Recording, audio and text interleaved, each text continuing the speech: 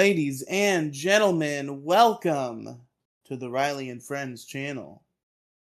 I am, of course, Riley, and folks, I decided it was time to go back. Just a few short years ago, this channel went through a resurgence. We were hot off the presses of the Breaking Bad Nintendo DS title screen, 500,000 views, craziness. And what could we do to capitalize on that attention? Well, folks, what we decided to do was to become a Ben 10 channel. This channel was almost completely dedicated to Ben 10 for a pretty decent stretch of time. We had a Ben 10 Protector of Earth Let's Play and a weekly Ben 10 podcast, and we were some Ben heads over here. Me and my friend Demi Gloom, who is too busy working at Walmart to participate in this new resurgence. So I decided, you know, I've recently been thinking about Ben 10. This is how me and my interests operate. Is just every once in a while I'll be like, I remember this thing, and then I'll and then I'll deep dive into it for a while. And I'm kind of in that mode for Ben 10 right now. And I had some pretty decent timing because Ben 10 is so back, ladies and gentlemen. Ben 10 was dead for a hot minute. They When did Omniverse end? So of course Ben 10's original continuity ran for like many years. There's the original series, Alien Force, Ultimate Alien, and then Omniverse, which has like fucking 8 seasons. When did it end? 2014. Okay, so it ended in 2014, and then they started the Ben 10 reboot, which was really bad. I've heard tell that it might get better, but what I've seen is I think I defended it even on Omnitrix Radio back in the day, but I just defended it under the context I feel like of it was like acceptable mid cartoon slop, whereas like obviously the original series and all that stuff has a lot more depth to it. But even the reboot ended in 2021, right? Started in 2016, ended in 2021, and then Ben 10 has been dead in the water, a juggernaut of a franchise that was running on Cartoon Network for so many years, just gone, and had been gone for a long time, and nobody knew what the future would hold for Ben 10 until just recently we found out that Dynamite Comics is going to be publishing a Ben 10 comic series. This is written by Joe Casey, who, what has he done? Has he done anything that I know? I guess he was involved with the Adventures of Superman for a long time. Did some Spider-Man stuff, it looks like. Okay, yeah, so this is definitely a guy in the industry, and he's the head guy on the new Ben 10 comic book. And I'm gonna be real with you folks. When this first got announced, I kind of wrote it off because when it got announced, we also saw the designs, the art style, and specifically the designs of the aliens. Now, this series is obviously very inspired by the Absolute thing that they're doing over at DC. Like they're doing Absolute Batman, which is like, what if all of Batman's villains were terrible horror monsters and things were just so much worse for Batman? Seems to basically be the premise of Absolute Batman. Now, I've never read a Batman comic in my life. I certainly haven't read Absolute Batman. So if you're a comic fan out there, here to hear my thoughts about this new comic and you're disgusted by my generalization of Absolute Batman, I apologize. I've never read it before. I don't know its deep intricacies. But people seem to really dig it. And they're going for that vibe here, it seems like. And first of all, just the general art style is just like not the kind of art style I'm into. It's very different from the types of art styles that Ben 10 has had previously. The original series and Omniverse both have really cool, like unique feeling animation that I feel like would definitely be hard to replicate in a good form in this sort of medium. Of course, I would do anything for more anime slop, which is Ultimate Alien and Alien Force, which great fucking shows, stellar, particularly Alien Force the first couple seasons. But I can acknowledge that whereas the original series and Omniverse do some fun experimenting with art, UAF is certainly just like shonen anime, American cartoon spoofing shonen anime style. There's a million shows that look like it, but it's good. But it looks really good. Ben 10 has always looked good, and this was really different. And I really was not feeling it, and especially with the aliens, which is where the absolute inspiration comes in, I think, because the aliens are grotesque horror creatures. At least some of them are. They didn't really show off the more freaky ones in this one. I don't know if that was by design, right? But we see a lot of them on like covers and shit and like promotional material. And it's like gray matter looks whack.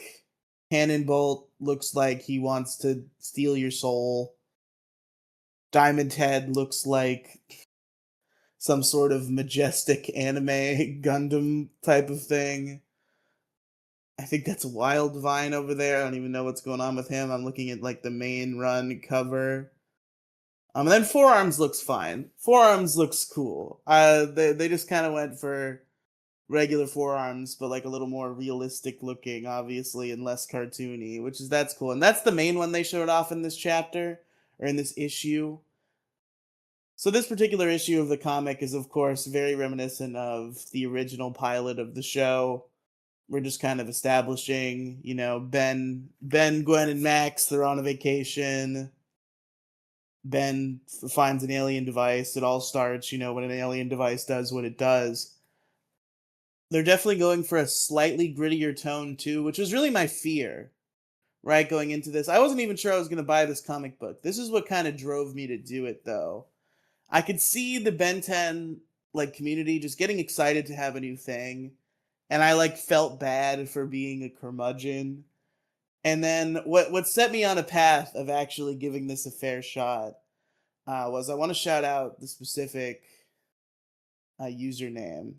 This guy Dan Boy Wonder on Twitter, Dan 10K, some sort of Ben 10 fan, which was rewarded an early review copy of the game.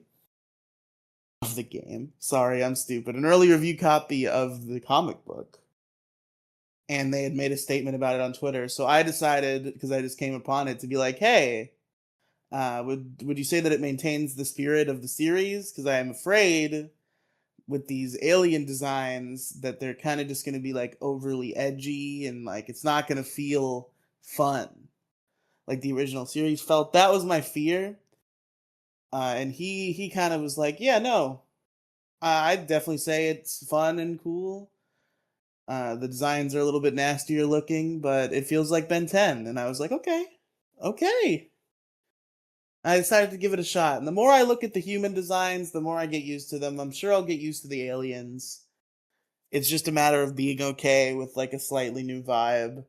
And that's hard for something that I enjoy as much as Ben 10. I'm like, no, this is not how it's supposed to be. But I think I'll get over it. And I've started to get over it already because this was really good. They are trying to be a little edgy. And like, it's the kind of thing where like I am still concerned. This issue, for what it was, very fun. Did feel like Ben 10. I 100% agree. But they're like setting up the slight edginess. Like there are things I'm concerned about, like the whole divorce thing, the divorce angle that they're forcing with Ben. I don't know where they're going with that. It's like it's a weird aside because so much of this is just what happened in Ben 10 so far, except like a little bit different. But there's the two big diverging things, which is first of all that the military is so deeply involved already. We immediately had the military investigating the Omnitrix crash site, and seeing that there was some sort of heat event, which of course was heat blast.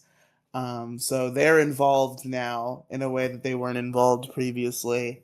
And then they're trying to do this divorce thing, which I'm excited to see how that's going to affect the story. Gwen epically owns Ben by being like, at least my parents don't want to get rid of me. Very cruel. Gets chewed out by Max as she should be. Gwen was just really mean. I think Gwen is probably the least favorable character so far, but I'm sure she will develop and have her arcs and become a better person. But she was just really shitty to Ben about his parents getting divorced. So much so that he runs off. And that's when he finds the Omnitrix. Which another different thing is that the Omnitrix seems to be very much alive in a way that it really wasn't before. At least that seems to be the vibe that they're going for. Because it's like a goopy like thing that jumps out of the like it's not a watch at first, which is where it differs from the original show. He just the pod opens and there's some sort of like goopy, like almost alien, and he's like and it like jumps on his wrist and he's like, oh shit, oh fuck, and then it like forms into the Omnitrix. And I'm interested to see why it's like that. Like I don't know if they're gonna change up the origin of the Omnitrix at all. If it's still gonna be, good old Azimuth built it for peace among worlds, and it was sent to Ben by accident. The classic tale that I don't know as well as I should. I might do season reviews here of the stuff we did cover on Omnitrix Radio. Like I might just say fuck it. I kind of just want to talk about Ben 10. So I really might do the we have to go back. This is a Ben 10 channel again bit. If only to have things to upload to the video feed of Riely and Friends. Because it's been nothing but live streams for a hot minute. I will get back to Dragon Ball Super too, I think. I'm going to say I'm 90% sure that I will go back to Dragon Ball Super. But yeah. So yeah, the kids are camping. They're in the modern age, so there's like the little things, like there's the big one, right? This spread around on Twitter and became a big meme where Ben turns into forearms. He's some sort of weird zombie bear attacks Ben. I don't know what that's about. I hope maybe the zombie bear is expanded upon a little bit in the next issue. I don't think they really explained its origin. But he's being attacked by a zombie bear, and that's when he activates the Omnitrix for the first time. He turns into forearms.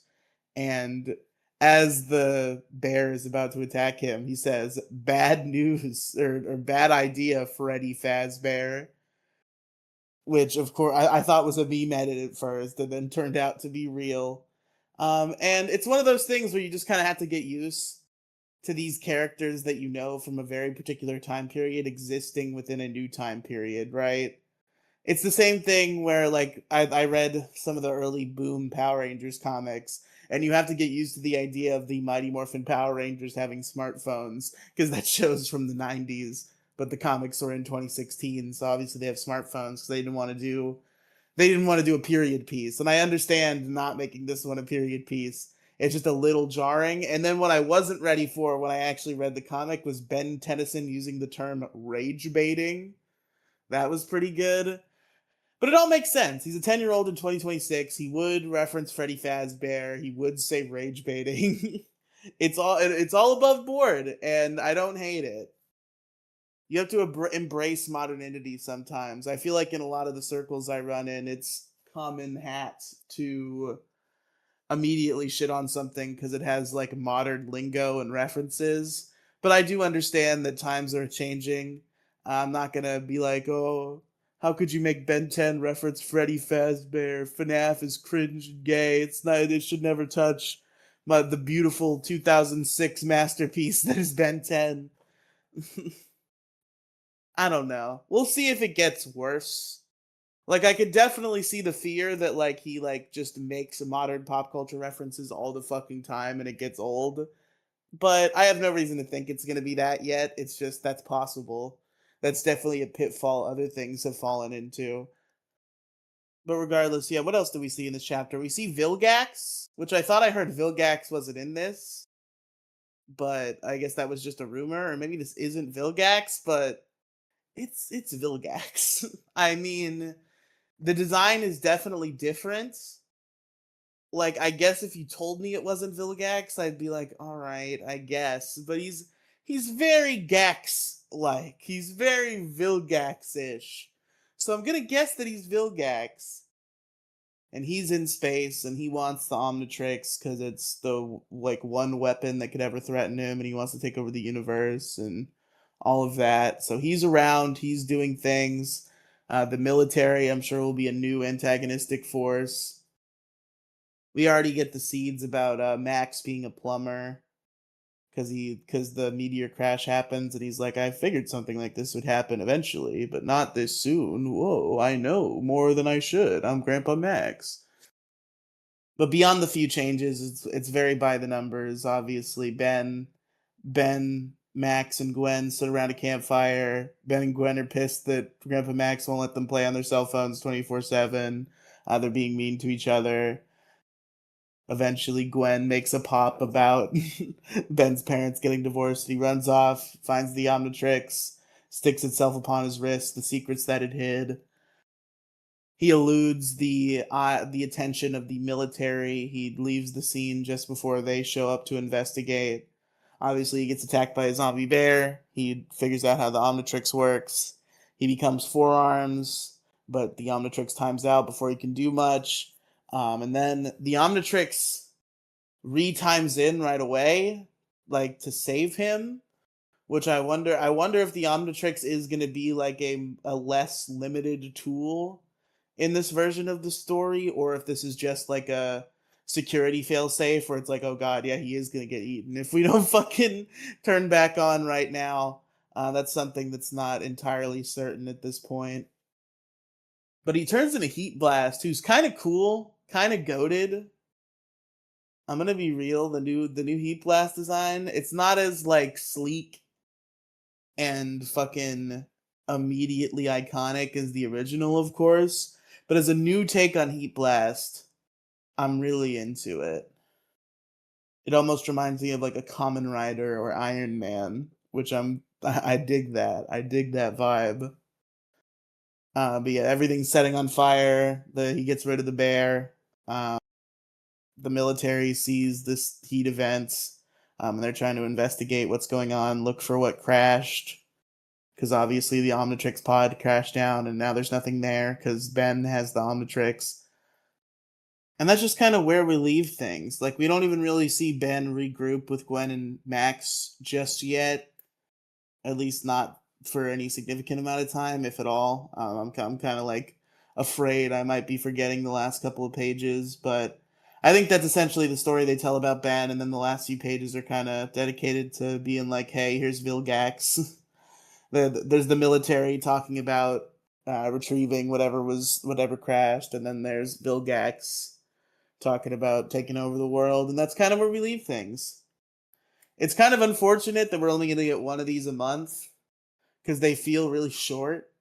But I guess that's just how comic books work. I've never really followed comic books.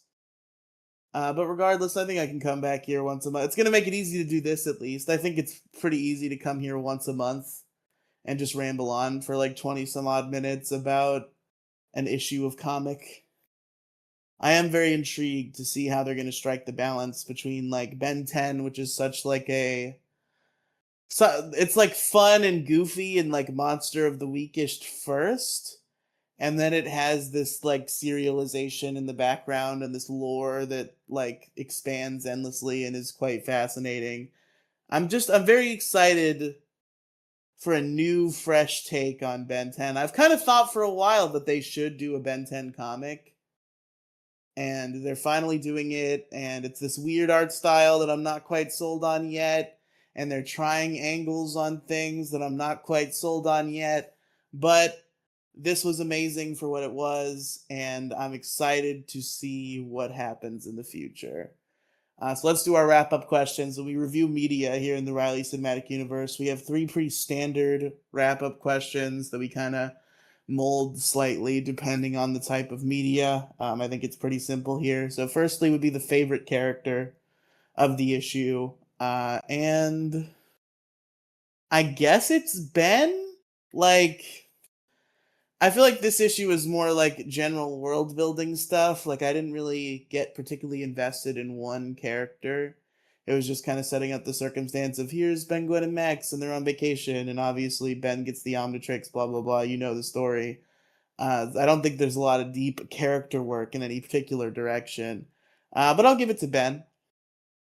He's of course a charming young lad as always, and like my favorite scene, or I guess like favorite part generally. I mean, it feels like maybe too broad of a stroke, but I think my only answer I can really give is like just the whole sequence of Ben first getting the Omnitrix with like the weird gloopy thing that shuts on his wrist, and then obviously the zombie bear shows up and he's kind of figuring out what it is and how it works. Kind of sequence that we've seen already, of course, in the original episode, but in a fun new way. Forearms is the first alien instead of Heat Blast. They changed that a little bit. That's fine. New universe. So yeah, we'll say that's my favorite part. And then to rate it out of 10, this is a solid start. It sets everything up. It gets me excited to see more. It on its own is not any like particular work of true Kino, but it sets the stage for what could be great in a satisfying manner. So with that being said, I'm going to give it a 7.5. A generous, good score, but leaving some room in the hopes that this comic will have much higher highs, so that I can rate some other issues higher. So we're going to say 7.5 is going to be my rating for this first issue. Everybody buy this. It's good. I did buy it. I bought it on fucking Google Play Books for $5. Very affordable. Everybody should buy this so that they do more Ben 10 stuff. Even if this comic sucks and is gay, buy it so they do more Ben 10, I think is really the moral of the story. But I don't think it's gonna suck and be gay. I'm sold. I feel like if this was gonna be egregious, at least I would have been able to sniff it out right away. So I don't think we're in for anything too horrible, and I'm confident it's gonna be good. I'm excited for more Ben 10, folks, and I think you should be too. So yeah, that's about it. I don't know. Maybe Ben 10 season 3 review coming soon? Question mark. But I will at least come back here once a month to talk about Dynamite Ben 10, at least unless it gets terrible and I drop it, which I hope will not happen. And I'm gonna be optimistic that it won't. I'm selling myself on this art style. I'm committing. It's gonna be great. But yeah, folks, don't forget to like, comment, and subscribe. If you have any thoughts about Dynamite Ben 10 number 1 that you want to share, you want to talk about this, hit me up in the comments. I would love to chat with anyone who has any thoughts about this. If anybody wants to guest, if a new issue if a new issue comes out, you want to come on for the new issue, let me know. I always love having people to talk to. But either way, I will be back to review them once a month as they come out. So yeah, folks, I think that's about it. Thanks for watching, and I'll see you guys next time.